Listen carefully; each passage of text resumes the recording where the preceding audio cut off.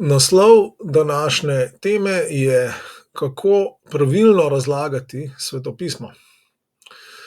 Ampak ker je Sveto pismo tako pomembno za učenčevsko delo, ker ima tako pomembno vlogo, sem pravzaprav videl, da to temo, da je dobro razdeliti na 5, v bistvu na eno mini serijo 5 prispevkov. In ta serija bo kot nekakšen kratek svetopisemski tečaj pravzaprav, tako zdaj to vidim. Se pravi, če boste ta tečaj spremljali do konca, boste dobili orodja in vpoglede, ki vam bodo dejansko pomagali, ki vam bodo zelo dobra osnova, da razlagate Sveto pismo sebi, pa seveda tudi drugim, s katerimi ste v skupnostih, in da boste imeli eno gotovost, eno trdnost, ki jo daje Bog in ki jo Bog želi, tudi da znamo z eno ta pravo avtoriteto od Boga razlagati Božjo besedo.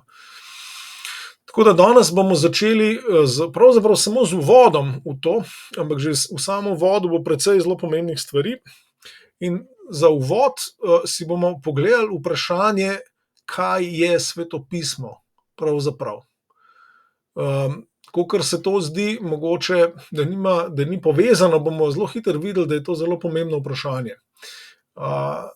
In kako se navezuje na samo razlago. No, za začetek bi nas v bistvu spomnil na to, da govorimo o Božji besedi, da to uporabljamo, ta izraz pogosto uporabljamo. In dajmo pomisliti, ko rečemo Božja beseda, kaj pravzaprav mislimo s tem. Ker seveda svetopisemsko je Božja beseda najprej kar sam Jezus Kristus. Beseda je bila pri Bogu in beseda je bila Bog in beseda je postala meso. Se pravi, Božja beseda v tem najbolj čistem smislu je Jezus sam, je Božji sin, ki se učlovečil, je Bog, ki je postal človek. In potem naprej, zdaj, če bi novo zavezo opazovali, kako je v novi zavezi uporabljena ta oznaka Božja beseda, bi dostikrat videli, da je s tem pravzaprav mišljen evangelij. Se pravi, da je mišljen ta razglas, Božji razglas o tem, da je Jezus Gospod, da je vladar, ki ga je Bog postavil, da je Mesija, da je umrl in da je vstal od mrtvih, in da ta razglas, da mora iti vsem narodom, vsem ljudstvom, vsem jezikom, vsem rodovom v pričevanje, da je to razglas, ki ga Bog pošilja. In to je Božja beseda v drugem smislu. Seveda je pa potem Božja beseda tudi v tretjem smislu, je pa tudi oznaka za Sveto pismo. In tukaj bi pa lahko, če želimo biti malo bolj natančni, bomo rekli, to pa je zdaj zapisana Božja beseda, ki pa je avtoritativno in navdihujoče pričevanje o tisti prvi Božji besedi, o Jezusu. In seveda tudi o evangeliju. To je prvo, kar moramo imeti pred očmi, kaj je Sveto pismo in kako je vezano na Božjo besedo, ki je pred Svetim pismom in onkraj Svetega pisma, na samega Jezusa, in kako je potem tudi vezano na to bolj ozko, preprosto Božjo besedo, ki je evangelij o tem, da je Jezus, Mesija, se pravi ta obljubljeni vladar in voditelj in rešitelj, da je umrl za nas, za vse, in da je vstal od mrtvih nepreklicno, prinesel nepreklicno, nepropadljivo življenje sem v naš propadljiv svet in s tem že spočel novo Božje stvarstvo. To je evangelijska Božja beseda, in potem okrog tega imamo celotno Sveto pismo, ki pričuje točno o tem. Pričuje o Jezusu in pričuje o tej Božji besedi, ki je Bog dejansko pripravljal že od začetka, že od Izraelovih očakov naprej, skozi celo Izraelovo zgodovino, prek kralja Davida, prek prorokov. In potem seveda imamo evangelije kot izpolnitev tega, da je Bog postane človek, da Božja beseda dejansko šotori med nami, in potem gre ven ta klic, da gre evangelij k vsem narodom. No, ampak zdaj, vidimo, da je tle neka vzporednica med Jezusom pa Svetim pismom. In zdaj tukaj naslednji razmislek, ki bi nas rad peljal, je pa tale, da vemo, da Jezus, Božji sin, ima dve naravi, božansko in človeško. Prav v celoti, tako teologija pravi, in na osnovi Svetega pisma, da je v celoti Bog in v celoti človek. Ni pol, ampak je oboje 100%. je pravi človek in pravi Bog. Ne. No, ampak zdaj, če zdaj peljemo to vzporednico naprej, vidimo, da se da na podoben način, je zelo koristno, da na podoben način razmišljamo tudi o Svetem pismu. Sveto pismo je tudi hkrati božansko in hkrati človeško. In to brez protislovja. Se pravi, tako kot se je Božja beseda, ta, s katero je Bog ustvaril vesolje, ta Božja beseda je v enem konkretnem času postala konkretno človeško bitje. Jezus iz Nazareta, ki se je rodil v določeni kulturi, govoril določen jezik, imel določene navade, določeno kulturo, vse to. Bog je postal človek na zelo, zelo konkreten način. Se je oblekel v te čist navadne človeške stvari, ker je bil popolnoma človek tudi. No, ampak tako, na enak način tudi pisana Božja beseda, Sveto pismo, prihaja do nas oblečena v te posebnosti, konkretne kulturne posebnosti vsakega avtorja. Bog, ko je navdihoval svojo besedo, ni izbrisal človeka, ampak ga je točno tazga, kot je bil, ga je uporabil in je govoril skozi njega, tako da sama besedila tudi so zmeraj oblečena v te konkretne človeške dimenzije, se pravi, ali so to osebne lastnosti, ali so to kulturne lastnosti, so različne vrednote, nameni, ki se pač spreminjajo skozi časovna obdobja, skozi geografska obdobja tudi. Se pravi, Sveto pismo prav tako prihaja v nas s to dvojno naravo. Je pač božansko, ampak hkrati oblečeno v navaden človeški jezik, uporablja navadne besede, ne uporablja nekih posebnih besed. Bog ni izumil enega posebnega jezika za Sveto pismo, ampak je to čist navaden jezik. Sej, recimo, ravno to je sploh pri Novi zavezi presenečal raziskovalce dolga stoletja, ker je bil ta jezik Nove zaveze tak čuden, ki to ni bila klasična grščina. Ker niso na začetku 20. stoletja odkrili, da je Nova zaveza napisana v tej zelo preprosti grščini, ki se imenuje koine, ki ni bil jezik literature, ampak je bil bolj jezik posla, vsakdanjih opravkov, take splošne komunikacije. Ta jezik je bil nekaj takega, kot je danes angleščina, ki jo vsi nekako uporabljamo in znamo, ker je bila jezik splošne komunikacije po celem tem mediteranskem prostoru. Se pravi, Bog je uporabil zelo, zelo preprost, v bistvu tak bolj kar nizek medij, to ni neka vzvišena jezikovna forma, da bi tudi svojo to, zdaj govorimo zapisano besedo, da bi jo prinesel med nas. No, ampak zdaj, če ima tudi Sveto pismo dve naravi, božansko in človeško, potem je seveda pomembno, da to človeško razsežnost Svetega pisma, človeške vidike Svetega pisma, da jih tudi lahko preučujemo in da jih znamo dobro preučiti in pogledati. Se pravi, zgodovinski kontekst, kulturni kontekst, v katerem so avtorji pisali, in ker edino tako seveda bomo prav razumeli to človeško naravo in bomo tudi videli, kako Božja beseda prihaja v to. Mislim, predvsem je recimo, zdaj, če gremo konkretno, prav to prihajanje Božje besede v ta konkreten človeški svet. Bom dal en primer. Recimo, če beremo 4. poglavje Janezovega evangelija, tam se Jezus sreča s Samarijanko. Zdaj, ko mi beremo ta tekst, če ne poznamo zgodovinskega ozadja, pa kulturnih vzorcev, pa pričakovanj, ne bomo videli, da Jezus tam prekrši več tabujev hkrati. Prvo je, da kot moški govori z žensko na samem, drugič, da kot Jud govori s Samarijanko, ker so bili pač sovražniki nacionalni, in tretje, da kot judovski rabin, učitelj, govori z žensko. Sploh pač ne gre.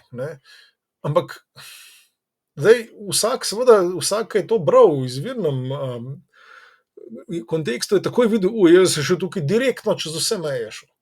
Direktno jih je preskočil. In tako, recimo, se pravi, poznavanje kulturnih okoliščin in zgodovinskih okoliščin nam pomaga videti ene stvari, ki so not v Svetem pismu, ki jih sicer pač ne bi videli. No, še en primer. Recimo, ko beremo Matejev evangelij, vidimo not precej ene ostrine, sploh do Judov. Ampak zdaj, če se malo spoznamo, če malo preberemo, vidimo, da je Matej zelo verjetno pisal judovskim kristjanom, se pravi besedilo Matejevega evangelija bilo namenjeno kristjanom iz judovstva, ki so jih pa judovske oblasti že vrgle ven iz shodnice. Se pravi, je bila tle ena tenzija, ne, in tudi Matej je verjetno hotel te judovske, krščanske skupnosti opogumiti, ne, v tem, da je pač podčrtal določene stvari v Jezusovem govoru in jih je predvsem te ven prinesel, prav recimo problematičnost tedanjega judovskega vodstva in tako naprej. Ne. No, pa še en primer, recimo, čistko spet. Imamo knjige kraljev, pa imamo 2 kroniški knjigi.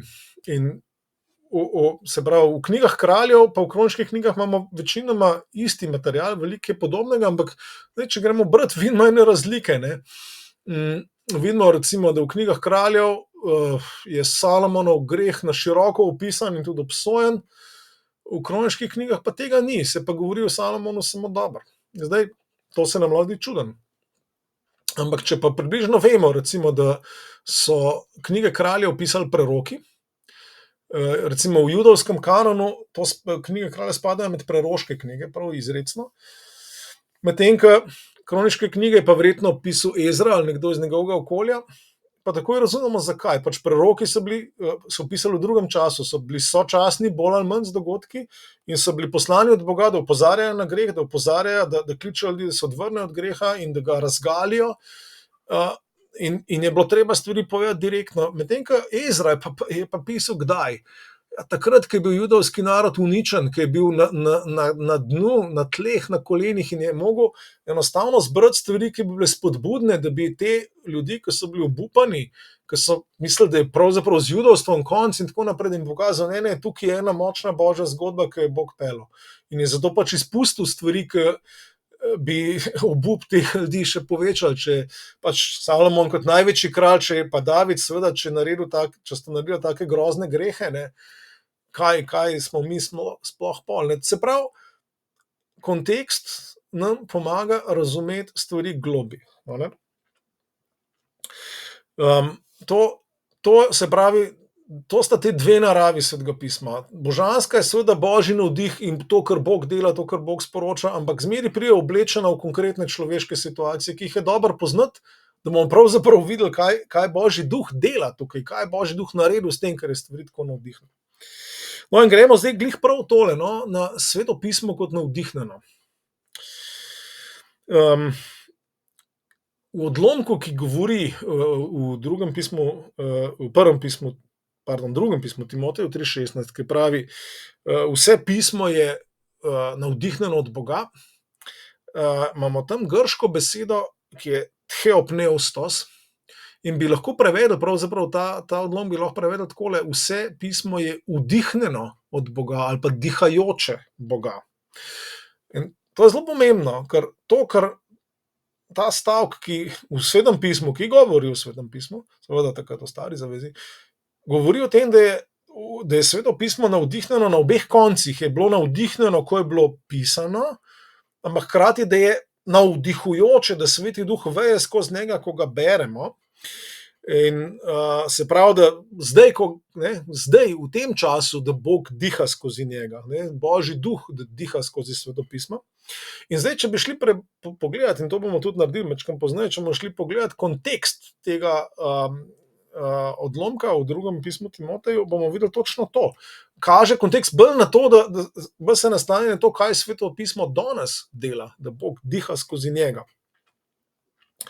No in zdaj, če je Bog je uporabljal pisce, take kot so bili, takrat, in tudi nas, današnje bralce, nagovarja takšne, kot smo. Nas spet ne zbriše, ni tisti, da nam možgane transplantira ven in prepiše vse gor. Ne, Bog dela z nami tam, kjer smo, in nas tam preobraža.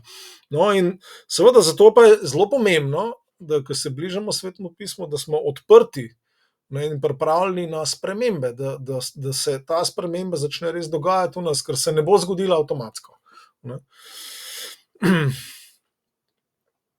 No in še posebej tudi ne smemo zdaj tega navdiha Svetega Duha, takrat in zdaj, ne smemo uporabiti za izgovor, da ne opravimo svoje domače naloge, ko sem jo že omenil, da ne bi ne bi prvič se potrudili in pogledali to, kar se da na človeškem nivoju pogledati, o človeškem nivoju komunikacije, sporazumevanja, sporočila.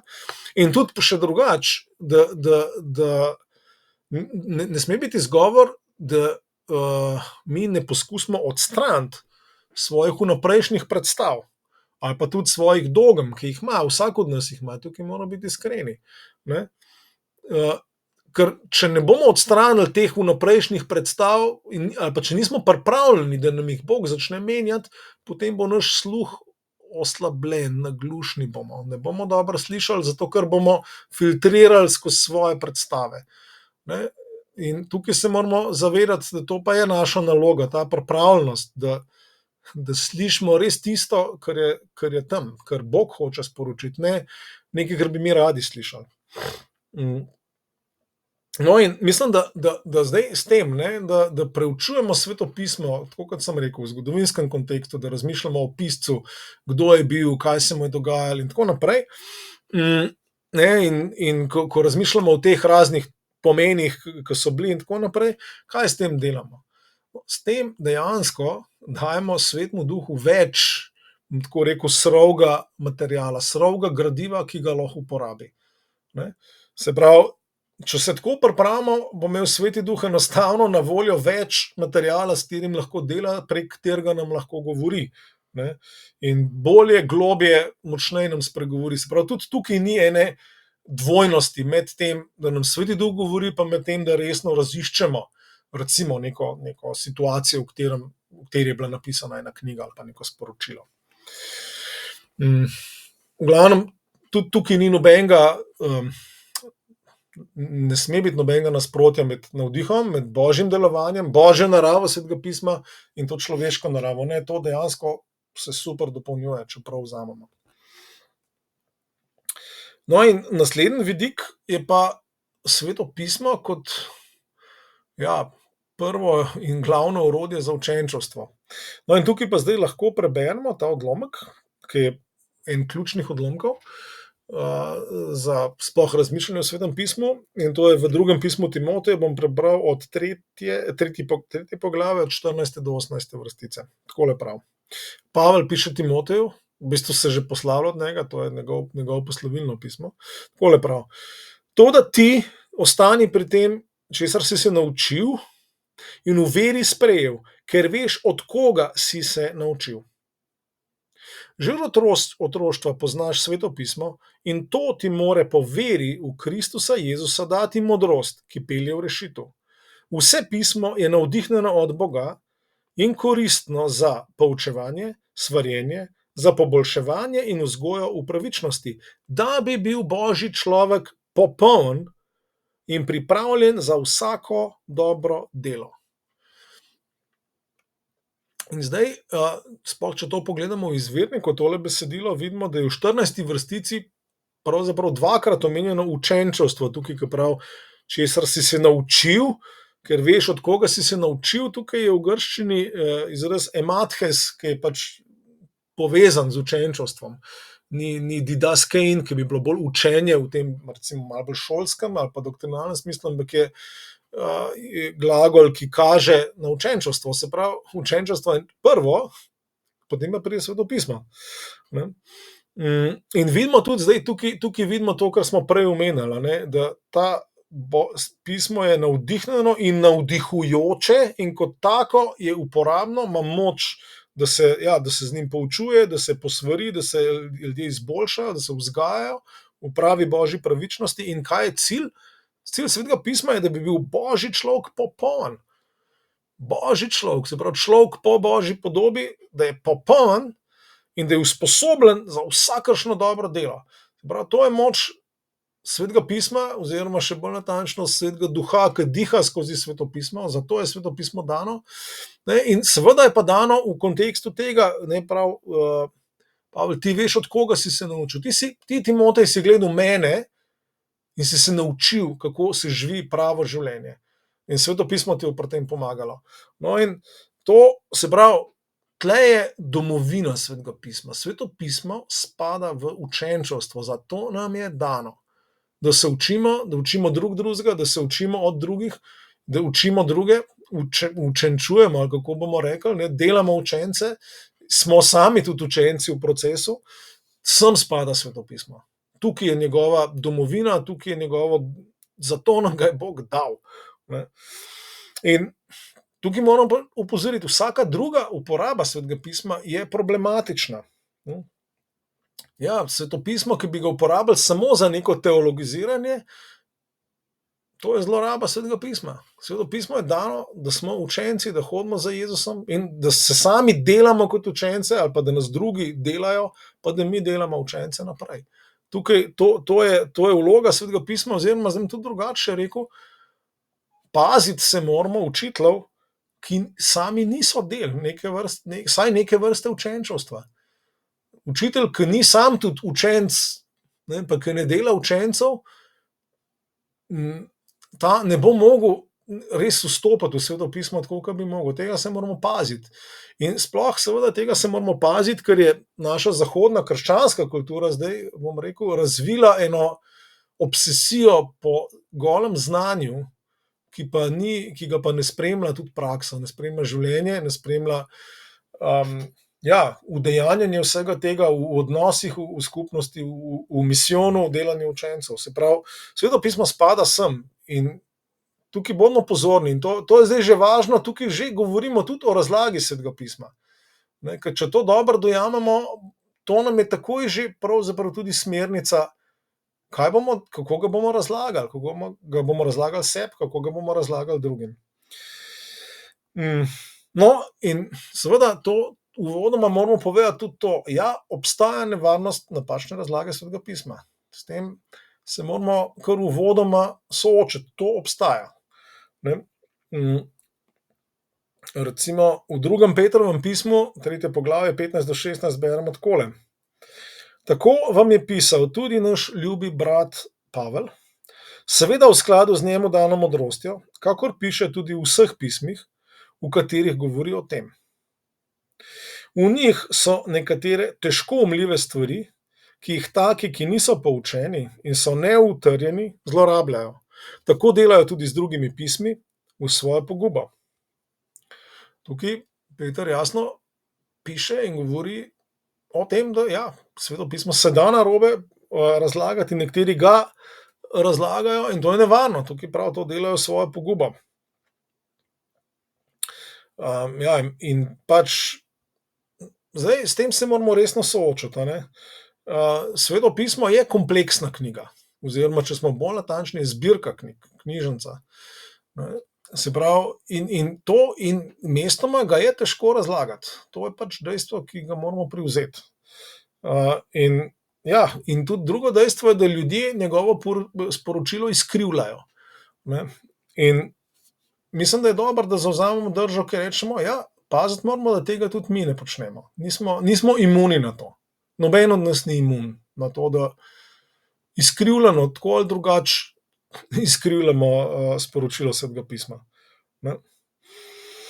In predvsem, da smo pazljivi. Tukaj bom zdaj povedal en strokovni termin, ki je recimo botruje večini teh napačnih razlag, in to je eisegeza. Eisegeza je v bistvu grška beseda, ki pomeni vnašanje, da nekaj vnesem nekam. Ne?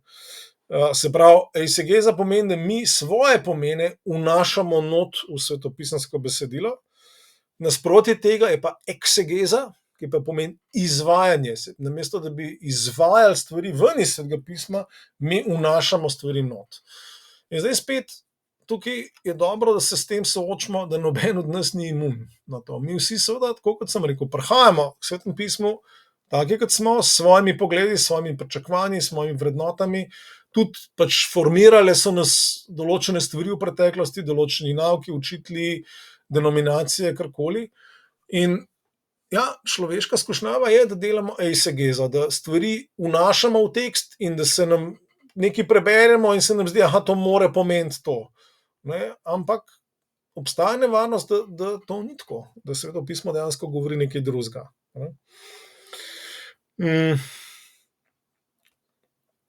Ja, tukaj imamo še eno Pavlovo spodbudo Timoteju, prav iz istega drugega pisma, drugo poglavje 15, pravi takole: Potrudi se, da se boš pred Bogom izkazal za preizkušenega, za delavca, ki se mu ni treba sramovati in ki pravilno ravna z besedo resnice. To je Pavlova vizija za Timoteja, ampak ne samo za njega, tudi za vsakega od nas, ki naj bi vodili s svojim življenjem in zgledom tudi druge. In k temu spada, da znamo pravilno ravnati z besedo resnice. In iz širšega konteksta se vidi, da kot Jezusovi služabniki, kot Kristusovi sužnji, Mesijevi sužnji, moramo biti usposobljeni za to, da zavračamo lažne učitelje. To je tudi del tega klica in poslanstva, ki ga imamo. Tudi prav zato ta mini tečaj za razlago Svetega pisma. In je pa pomembno, da recimo tlele sem en komentar ravno tegale odlomka sem prebral in se glasi takole. Medtem ko se lažni učitelji ukvarjajo z nespodobnim teološkim blebetanjem, ki lahko poslušalce le uniči in vodi v brezbožno ravnanje, mora biti Timotej božji delavec, ki se mu ni treba sramovati, saj dela, kar je prav, glede na besedo resnice. In zdaj tukaj vidimo, da je poudarek ni sam na poučevanju, na izrekanju pravih trditev, ampak je poudarek na ravnanju, na delanju z besedo na pravilen način. Se pravi, gre za dejansko izvajanje, gre za hojo po poti besede resnice. Se pravi, tukaj je ta naš, spet ključno, ta naša drža. Saj o etiki branja bomo govorili naslednjič, obširno, ampak tukaj že vidimo, koliko je pomembno to, da smo namenjeni hoditi za Kristusom in na ta način in biti ponižni in na ta način ne bomo zgrešili pomena in se bomo učili, kako pravilno naglaševati, dati pravilne poudarke in jih videti. No, pa še zadnji vidik, ki bi ga danes izpostavili, je pa Sveto pismo kot zaklad. No, in tukaj bomo šli spet na to izhodiščno vzporednico med Božjo besedo kot Kristusom pa Božjo besedo kot Svetim pismom. Vemo, da je Kristus, da je največji božji dar svetu. In da je potem pisano o njem, da so v njem skriti vsi zakladi modrosti in spoznanja v Jezusu, Kristusu, Mesiju, Božjem sinu. Ampak prav tako, kot to velja za Kristusa, velja v manjši meri seveda tudi za to avtoritativno pričevanje o njem, ki mu rečemo Sveto pismo. Tudi Sveto pismo je zaradi tega velikanska zakladnica modrosti, spoznanja, spodbude, upanja. Se pravi, tle imamo opravka z enim ogromnim zakladom. Tudi Jezus recimo podobno govori, kar reče v Matej 13:52, reče: Zato je vsak pismouk, ki je postal učenec nebeškega kraljestva, podoben hišnemu gospodarju, ki prinaša iz svojega zaklada novo in staro. Tle je zaklad, tukaj govorimo o enem ogromnem zakladu in vsak pismouk, in tle je zanimivo, to je po mojem edino mesto v Novi zavezi, ker beseda pismouk nima negativnega prizvoka, tle ima pozitiven, se pravi nekdo, ki se ukvarja s Svetim pismom, nekdo, ki se spozna na Sveto pismo, recimo, je nekdo, ki ima neko zakladnico in prinaša nove in stare stvari. Tukaj morda je mišljena nova, stara zaveza in tako naprej. Se pravi, imamo opravka z zakladom in zato moramo pristopati s tem strahospoštovanjem in z odgovornostjo, ker nam je zaupan velik zaklad. In to lahko uvodoma povemo o tem, kaj je Sveto pismo, in tukaj smo zdaj postavili temelje za to, kako ga tudi prav razlagamo.